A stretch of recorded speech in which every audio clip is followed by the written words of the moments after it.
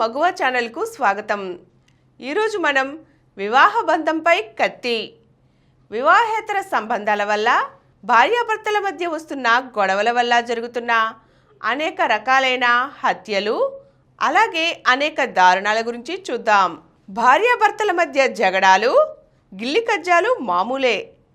టీవీలో ప్రోగ్రాం చూడటం దగ్గర నుంచి remote control, mobile phone, social media వరకు చిన్న పెద్ద విషయాలకు దంపతులు తరచూ గొడవ పడుతూ ఉంటారు. కానీ భార్యాభర్తల మధ్య పొరపచ్చాలు ఇటీవల కాలంలో అత్యంత అపాయకరంగా మారాయి. చివరకు హత్యలకు సైతం దారితీస్తున్నాయి. వివాహ బంధం గతంలో ఎప్పుడూ లేనంతగా నెత్తురోడటం ఈ రోజున ప్రపంచవ్యాప్త ధోరణిగా మారింది. ఇది అత్యంత దారుణంగా, క్రూరమైన పద్ధతుల్లో జరగడం అందరినీ మరింత ఆలోచింపచేస్తోంది. ఈ ధోరణుల పట్ల ఐక్యరాజ్యసమితి సైతం ఆందోళన వెలిబుచ్చింది.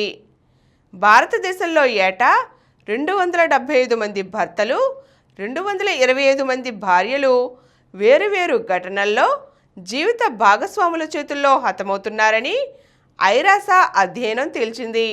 ప్రస్తుతం మన దేశ జనాభా 140 కోట్లు.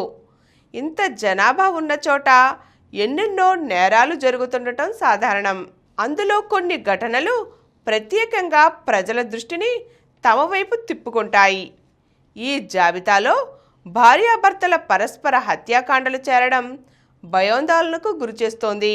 2023లో ప్రపంచవ్యాప్తంగా 50,000 మంది మహిళలు, ఆడపిల్లలు కడతేరారు. ఇందులో 60% కేసుల్లో వారిని భర్తలు, సహచరులు లేక కుటుంబ సభ్యులే హతమార్చారు. సహభాగస్వామిని చంపిన తర్వాత మృతదేహాలను డ్రమ్ముల్లోనూ, బ్యాగుల్లోనూ, ఫ్రిడ్జుల్లోనూ, సూట్ కేసుల్లోనూ, భూమి అడుగున, మంచం కింద దాచేస్తున్నారు. చాలా సందర్భాలలో అవశేషాలను మాయం చేయడానికి మృతదేహాన్ని ముక్కలు చేసి ప్రెషర్ కుక్కర్లో పెడుతున్నారు.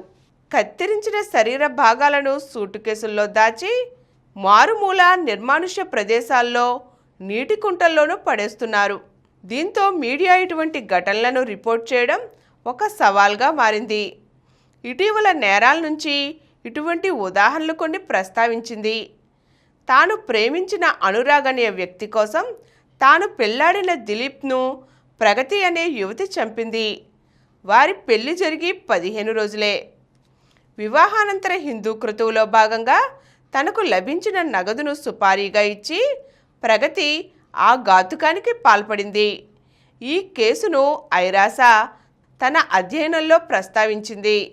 ప్రపంచవ్యాప్తంగా జరుగుతున్న మహిళల, ఆడపిల్లల హత్యల గురించి ఐక్యరాజ్యసమితి అనుబంధ డ్రగ్స్ అండ్ క్రైమ్ విభాగం ఒక అధ్యయనం జరిపింది.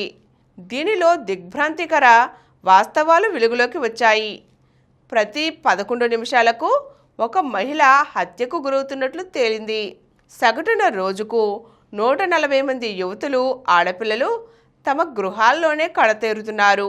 ఇదివరకు ఇటువంటి కేసులు ఆఫ్రికాలో అధికంగా నమోదయ్యాయి.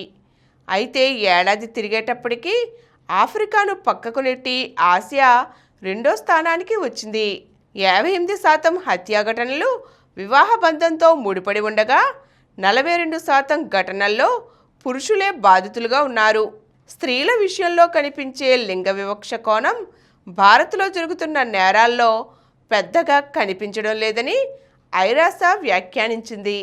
ఈరోజు మనం వివాహ బంధంపై కత్తి, వివాహ బంధంలో వస్తున్న అనేక రకాల గొడవలు, జరుగుతున్న హత్యల గురించి ఐరాస నివేదికలోని అంశాలు చూసాం కదండి. మరో చక్కని అంశంతో మళ్ళీ కలుద్దాం. ఈ కార్యక్రమం మీకు ఎంతో నచ్చింది కదా.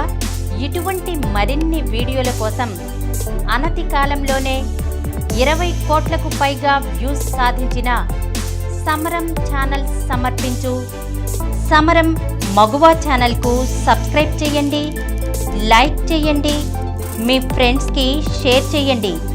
అలాగే ప్రక్కనున్న గంట సింబల్ని ప్రెస్ చేయడం మర్చిపోకండి.